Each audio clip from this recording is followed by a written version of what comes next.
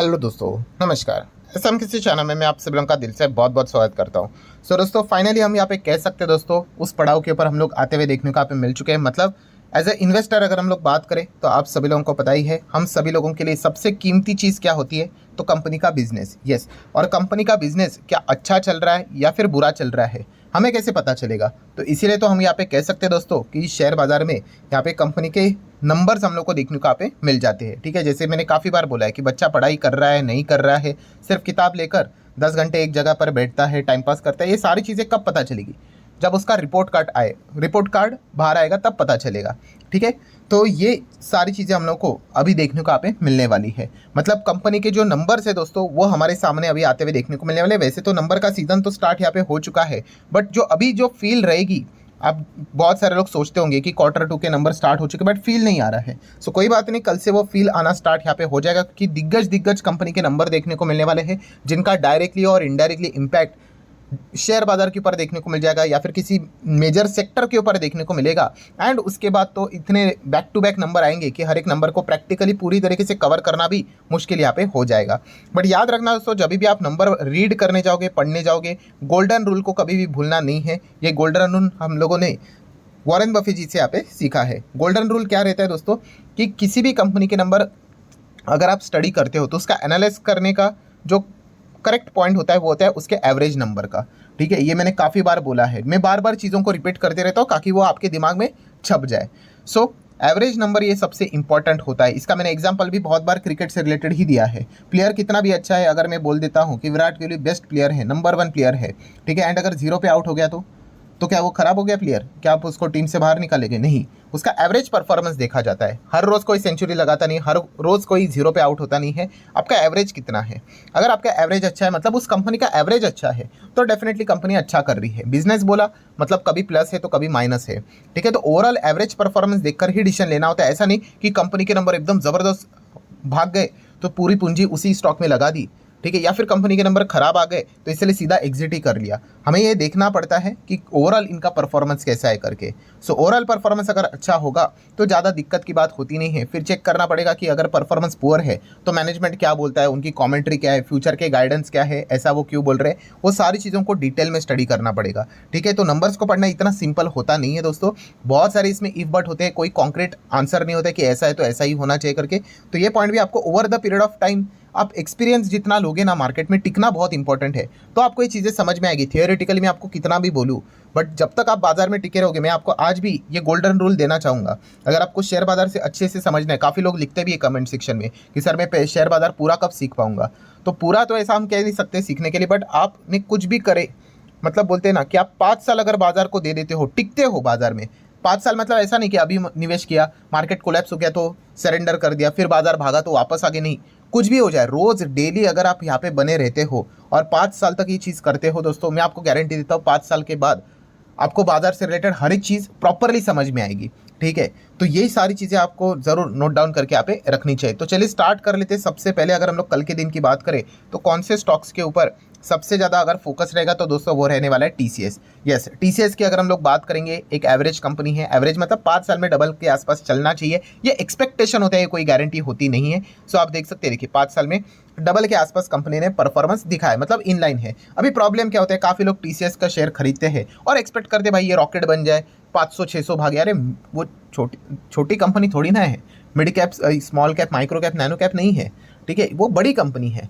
ठीक है, सो यहाँ पे अगर देखा गया तो सेफ्टी हम लोगों को अच्छी तरीके से देखने को यहाँ पे मिल जाती है। अगर आपको एकदम धमाकेदार रिटर्न्स चाहिए, ठीक है, तो आपको छोटे कंपनी पकड़नी पड़ेंगी, बट याद रखना धमाकेदार कंपनियां धमाकेदार गिरती भी है। ठीक है, अभी ये कंपनी की बात करें टीसीएस, अगर ये कल कुछ भी हो गया, गिर गया, कोविड में कितना भी आपने मान लो करोड़ों रुपया लगाया था या फिर लगाया है, एंड अगर टीसीएस गिर गया, ठीक है, ऐसा एकदम बाजार में हो हल्ला मच गया, पैनिक फैल गया, अभी 4-5 दिन से जो चीज़ें चल रही थी, तो भी टीसीएस वालों को फर्क नहीं पड़ेगा, उनको पता है थोड़ी ना कंपनी डूबने वाली है। तो ये एक एडवांटेज भी यहाँ पे होता है, बट रिस्क कम हो गई तो रिवॉर्ड भी कम हो जाता है। तो एक बेसिक इन्फॉर्मेशन भी हम लोगों में जरूर यहाँ पे होनी चाहिए। तो टीसीएस के नंबर कल देखने को मिलेंगे। एक्सपेक्टेशन ये है कि प्रॉफिट शायद से 4% ही और रेवेन्यू शायद से 2% ही बढ़ सकता है, और इसके पीछे भी रीज़न है बीएसएनएल की जो इनको डील मिली थी, इस चीज़ के चलते देख लेंगे। मतलब 64,000 करोड़ के आसपास का एक्सपेक्टेशन है कंपनी का रेवेन्यू क्वार्टर ऑन क्वार्टर, मतलब समवेयर अराउंड 2.25% की जंप एक्सपेक्ट की जा रही है। ठीक है, कल के दिन में पूरा आप लोगों को डेटा सामने रखूंगा, कितना एक्सपेक्टेशन था, एक्चुअल में नंबर क्या रहे, सारी चीज़ों को कवर यहाँ पे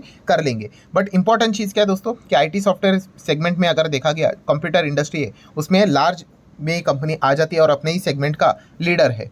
तो Infosys, HCL Tech, Wipro, L and T Infotech, Mindtree, Tech Mahindra, ये जितनी भी कंपनियां देखने को मिल जाती है, इनका सभी लोगों का जो फोकस रहेगा वो टीसीएस के नंबर के ऊपर यहाँ पे रहेगा। क्योंकि टीसीएस के नंबर जिस प्रकार के आएंगे, ये माना जाएगा, ये अज्यूम किया जाएगा जब तक इनके नंबर नहीं आते तब तक, कि इनका भी परफॉर्मेंस लाइकली हो सकता है जैसे कि टीसीएस करेगा वैसे ही, मतलब in terms of a percentage, in terms of a growth. So ये पॉइंट हम लोग को पता होना चाहिए। और इस चीज़ के चलते एंटायर जो निफ्टी आईटी सेक्टर है वो हम लोग को ऊपर नीचे होते हुए देखने को यहाँ पे मिल जाता है। एंड आईटी सेक्टर की बात करें तो आप सभी लोगों को अच्छी तरीके से पता है कि जो आईटी सेक्टर है हमारा, वो सेकंड नंबर पे फाइनेंस के बाद आप चेक कर लेना, लगभग 13.25% कंट्रीब्यूट करता है। सो बहुत बड़ा सिग्निफिकेंट इम्पैक्ट हमारे इंडेक्स के ऊपर जरूर देखने को यहाँ पे मिल जाएगा। तो इसलिए टीसीएस के नंबर कल पढ़ना इंपॉर्टेंट रहेगा। नो डाउट मार्केट के बाद यहाँ पे आ जाएंगे तो इसमें कोई बड़ी बात नहीं है, हम लोग नेक्स्ट दिन यहाँ पे चेक कर लेंगे कि बाजार के ऊपर रिएक्शन कैसा रहता है करके। बट अगर आप ये कहते हो कि नहीं नेक्स्ट दिन का इंतजार नहीं करना है, तो एक प्रो टिप क्या रहती है दोस्तों कि आप उसी साइज की जो दो कंपनियां हैं, इन्फोसिस एंड विप्रो, उसी साइज की नहीं कह सकते बट उसी के आसपास जो चलती है, ठीक है, बड़े साइज की कंपनियां, इनको आप जरूर स्टडी कर सकते हो। कहाँ पे? यस, इनके एडीआर को, अमेरिकन बाजार में एडीआर है ना इनका, तो उनको हम लोग स्टडी कर लेंगे। कल मार्केट क्लोज जाने के बाद ही यूजुअली टीसीएस के नंबर आते हैं। सो उसके बाद शाम को इन्फोसिस और विप्रो का एडीआर को एक देखकर अंदाजा आ जाएगा कि टीसीएस के नंबर को थम्सअप दिया है या नहीं दिया है करके। ठीक है, एक्चुअल तो जो भी आउटकम रहेगा वो तो हम लोग को नेक्स्ट दिन उसके नंबर के बाद ही, जब बाजार खुलेगा तब टीसीएस ने कैसे परफॉर्मेंस दिया है, उसको एक्सेप्ट किया है, नंबर को नहीं किया है, वो पता यहाँ पे चल जाएगा। एक्सेप्ट करे ना करे, लॉन्ग टर्म में तो भाई एक एवरेज परफॉर्मेंस दिखाने वाली कंपनी रहेगी। देन आईटी के अगर हम लोग मिड साइज की कंपनीज की बात करें तो टाटा लेक्सी के भी नंबर कल ही देखने को मिलने वाले हैं। आप देख सकते हैं ये भी आईटी सॉफ्टवेयर कंप्यूटर सेगमेंट में आता है, but mid size and small size. So अगर आपके पास यहाँ पे हम कह सकते हैं ओरेकल है, ठीक है, कोफोर्ज है, केपीआईटी टेक है, या फिर हैप्पीएस्ट माइंड टेक जैसी कंपनियां हैं, सो टाटा लेक्सी के नंबर को भी आप जरूर स्टडी कर सकते हो। थोड़ा बहुत एक कॉन्टेक्स्ट आप लोगों को मिल जाएगा कि मिड साइज के आईटी, स्मॉल साइज के आईटी कैसे परफॉर्मेंस दे सकते हैं करके।